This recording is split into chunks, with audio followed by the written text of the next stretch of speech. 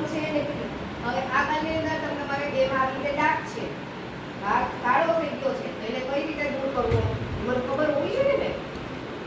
તો હું આમ નામ જ રહું તો કોઈ દિવસ વ્યવસ્થિત થાય ન થાય. તો એને મારે વ્યવસ્થિત ફેસને એકદમ ક્લીન કરવો, કેવી રીતે આને દૂર કરવા, એના માટે શું વ્યવસ્થિત રીતે પ્રોસેસ કરવી એ બધી મને ખબર પડી જાય. હવે આવી રીતે થયું હોય તો શું કરાય?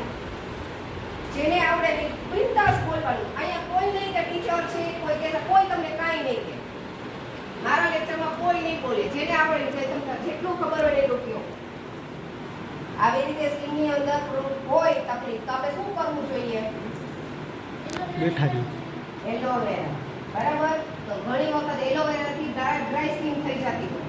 ઘણાને ઓલમોસ્ટ ડ્રાય સ્કિન હોય જ. તો ડ્રાય થઈ જાય તો શું કરવું? ઈ વાળને વ્યવસ્થિત શેપમાં આપવા માટે આટલું આપણે કટિંગ આપવું પડે.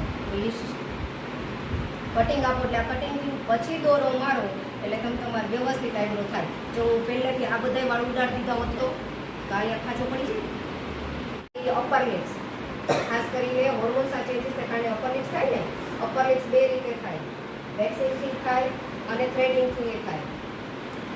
જે લિપો વેક્સ આવે છે એનાથી તમે તમારે વેક્સિંગ કરો ને તો લોંગ ટાઈમ સુધી વાળ ન આવે, 1-1.5 મહિના સુધી વાળ આવતા જ નથી, સ્કિન ફાઇન રહે, કાળું છે ના થાય.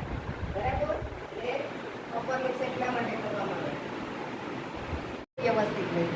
બરાબર? એમાં શું શું વસ્તુ જોઈએ આઈબ્રો માટે? ચાલો સૌથી પહેલા શું જોશે? જો પહેલા પાવડર નહીં લગાડીએ તો સ્કિન કેવી રહેશે? પરસેવા વાળી રહેશે તો વાળ બરાબર આવશે નહીં આવે. એટલે પરસેવા